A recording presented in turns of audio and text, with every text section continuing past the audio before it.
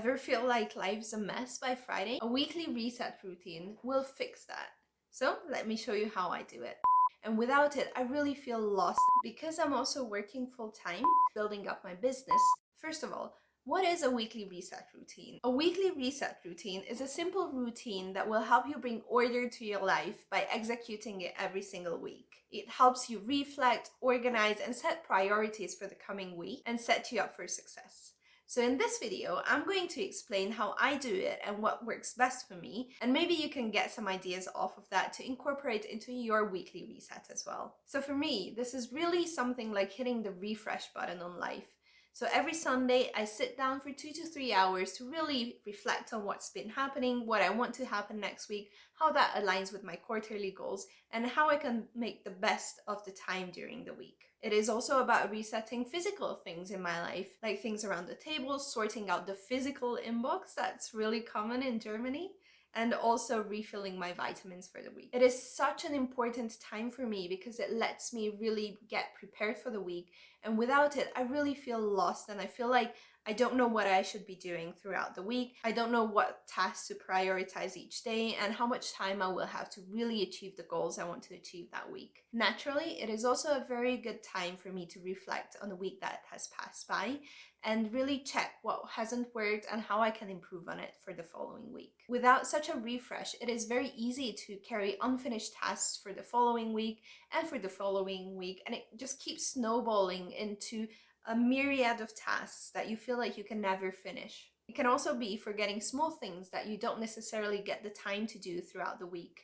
and these things will become forgotten after a while. So with a weekly reset, you really collect all of the tasks that you should be doing, all of the things that you feel like you might forget or that you don't want to bring on to next week, and also reprioritize a lot of these tasks. So with this, it also helps you stay really focused and organize the time in a mindful way in order to get the best out of your time. Especially if you're working a full-time job, it helps you to be mindful of the time outside of work and make sure you hit the personal goals outside of work as well. It also helps me set up realistic expectations for the week. So if there's a week where I'm going out with friends more than usual, or if I have other engagements, I know I won't have the focused time to sit down at home, and I know for that week that means I should be expecting less of myself in the productive realm. And with this, it also helps you reduce stress, because if you know what you should be doing each week and you have realistic expectations, then it is something achievable and reduces stress a lot more than if you just have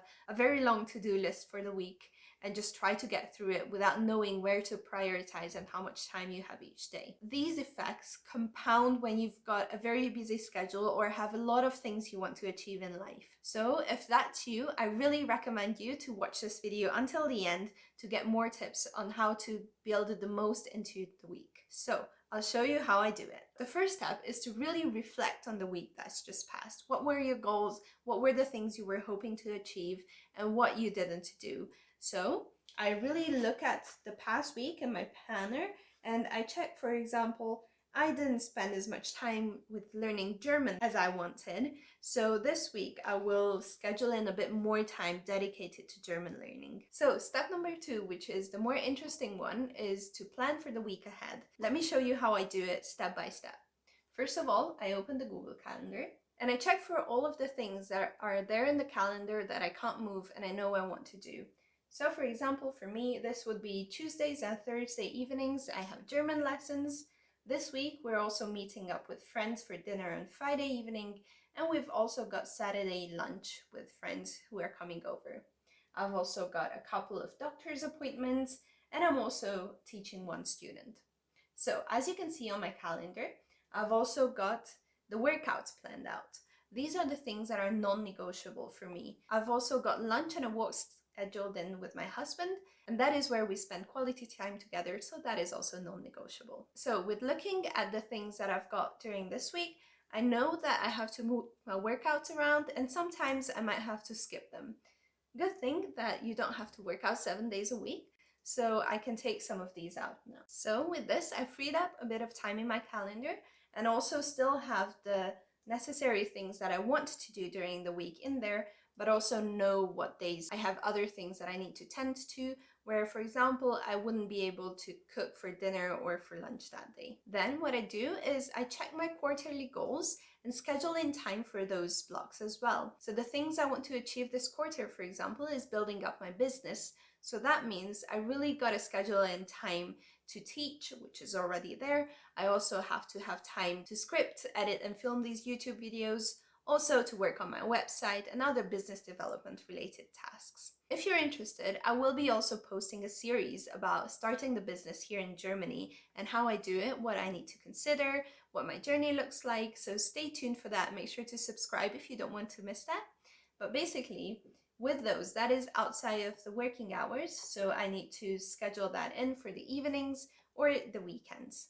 Because I'm also working full time, I will be counting the hours to get to the 40 hours a week. I thankfully have a very flexible schedule at work, but I just want to make sure that I hit the 40 hours as per my contract. So with that done, my week is almost completely full. Now the next step again is to put in all of the things that I wanted to do outside of work. For example, one of the side goals for me this quarter is to learn German.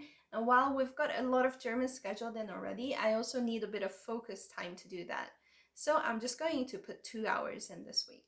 Okay, that looks like a realistic schedule. Now the next one is something that I always do because I always cook at home. We eat all of the meals home cooked. We don't really go out to restaurants.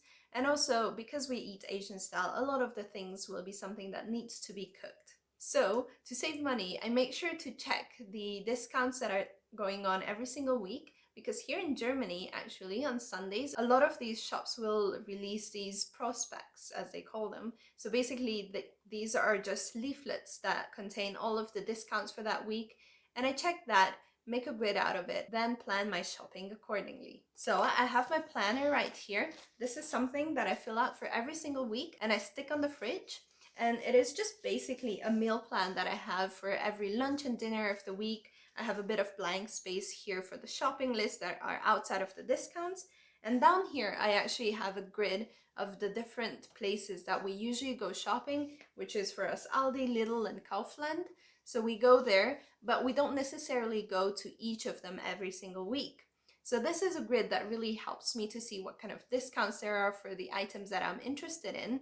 And then I can decide based on that when we want to go shopping and what to buy there. This might also influence my meal plan throughout the week, because maybe if we get something on sale that goes bad quickly, like mushrooms would, then I will plan them in as well. It is also a good guide for me just to know how much time I need to plan before my next shopping trip, because maybe if on Thursday a lot of things go on sale, then I won't go during the first half of the week, but I will go during the second half of the week to make sure I grab those. So let's fill it out together.